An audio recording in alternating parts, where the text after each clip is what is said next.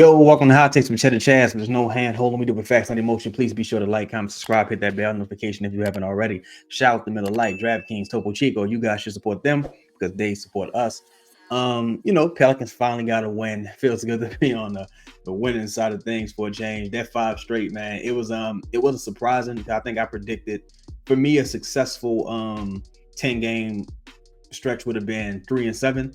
But I didn't, I still don't think 1-9 is totally out of the question. I think we can go on to beat Denver, and I believe we'll probably split with the Kings. I think the Pelicans are capable of doing that, and it also depends if Willie Green comes back. I think that that new voice in the locker room with Coach JB, I think that did add a bit. I don't think the Pelicans played any differently. I think they just played harder, played with more energy and effort, and I think that's what really made the difference. On top of some of the Mavericks having a worse night than usual. But I want to talk about Karl Anthony Towns. By now, you all seen the fight video with Draymond Green, and truthfully, I really think Karl Anthony Towns not getting involved in that altercation may have been the nail in the coffin for his tenure in Minnesota. I really do believe that. Like beforehand, I think it was already an issue for me. I thought the writing was on the wall with Cat in Minnesota. Brian Windhurst came out and said Cat, his value's probably as low as ever. And I also think they may be a way to get Karl Anthony Towns without giving up Brandon Ingram or CJ McCollum.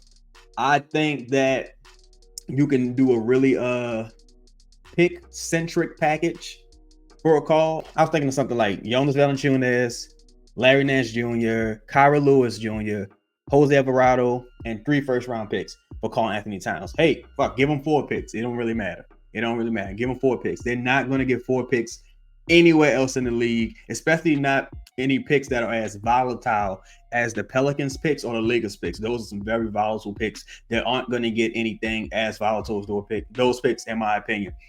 I think it's doable, man. I think it's doable. And if I'm not mistaken, you duck the tax in that move, so you don't have to start the repeater tax. By doing that move, you would save about $2.6 million. Now, this is also contingent upon Matt Ryan's contract being converted to a real contract. So that's something else to think about. You may have to even include another player in that pick just to make room for Matt Ryan's contract being converted. So I really like the idea of adding Cat, man. I'm a supporter of Jonas Valanciunas. I just think he totally doesn't fit the system. It's no fault of his own. I just think he's just not, he's not a good fit for the system or what they're trying to do. Because truthfully, I don't know if any of us can really say what the fucking system is right now. But whatever they're trying to do, JV don't fit right now. That's what it boils down to. I really think Cat would be a major asset on this roster. And then you can revisit in the offseason the Brandon situation, because then it becomes Brandon versus Trey. Yeah, it's really Brandon versus Trey, because I don't even think CJ factors in, because CJ would be declining or decreasing contract at that point. He's going to start making less and less money. His contract value is going to get better and better, and he fits like a glove for whatever this offense is. Then it really does become a Brandon versus Trey issue going into the offseason. But man, if you can get Cat for pennies on the dollar like that with a pick-centric package, just picks and salary, you have to do it. You have to do it. Like, it's too good to be true. If you're the Pelicans, you recruiting and bringing on distressed assets, that's how this team is going to get big name players, or either that or drafting them. Because of course, this is not anyone's first choice in free agency. It's not even anyone's first choice via trade if you're a big name player.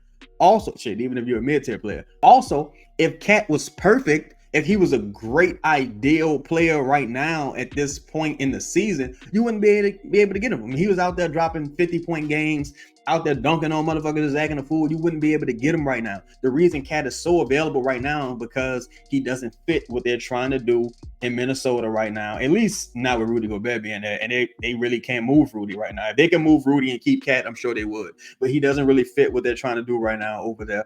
And he's had some injury issues. His toughness has been questioned, like a couple of guys on this team. So he would fit in perfect here. You know what I'm saying?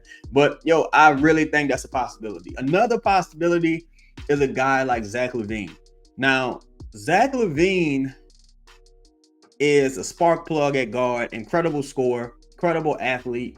But it would be nearly impossible to avoid the tax this season without giving up Brandon and maybe another high salary guy. It probably have to be a 3-team deal where you send Vucevic somewhere else, maybe send them Brandon and JV, something along those lines. It would be difficult to do that without giving up Brandon. That's why I think most people, the consensus would agree that the Cat acquisition will be more attractive if you can hold on to your stars and give them a pick-centric package. It might be a tough sell. It might be a tough sell for Minnesota, but I think with the amount of money they be able to save, because JV is expiring, Kyra's expiring, Jose makes about $2 million, and Larry Nance will be expiring next season. So they can reroute all those guys to get, better fit, more space on the floor. Ant is looking incredible right now. I'm sure they want to surround him with even more talent, create even more space, so the Rudy Gobert fit is even less of a factor.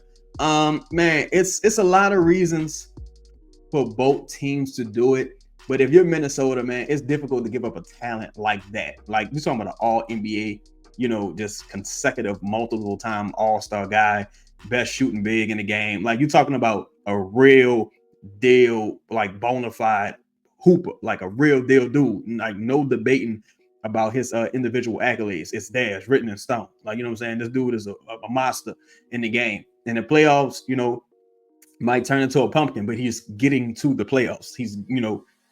He's failing in the playoffs and failing in the regular season or the play-in. It's not the same thing. It's totally not the same thing. So I really think that's the acquisition the Pelicans should go after. I think they should be ringing Minnesota's phone off the hook, seeing what's happening with that Cat package. And I think the sooner the better. I don't think this is something you wait till the deadline to do. Larry's banged up right now. He probably going to be out for a little while. I think, hit him up, see what's popping. You know what I'm saying? And I'm sure they see the turmoil the Pelicans going through right now. So they got to think, the Pelicans picks, those are going to be pretty good. The Lakers don't look too good neither. So they got to be thinking, that Lakers swap, that might be something. So you got to make the call. This can really launch the Pelicans into being immediate contenders with what's going on in Phoenix as well. They injury issues. If you can get Cat, Brandon Ingram, CJ McCollum, Trey Murphy's coming back soon, Jordan Hawkins, Herb, all them dudes, man, I think this is arguably the best team in the West when healthy. But that's and you got to deal with the green, but that's neither here nor there. But that's been today's show. Please be sure to like, comment, subscribe, hit that bell notification if you haven't already. Peace. Hey fans, the wait is over. Basketball's back, and DraftKings Sportsbook, an official sports betting partner of the NBA, is celebrating with an unbeatable offer. New customers can score $200 instantly in bonus bets for throwing down $5 on the NBA. Win or lose, it doesn't matter. You'll start the season with an instant dub. Basketball's more fun when you're in on the action. Download the DraftKings Sportsbook app now and use code BOOT. New customers can get $200 in bonus bets instantly for betting just $5. Only on DraftKings Sportsbook with code BOOT.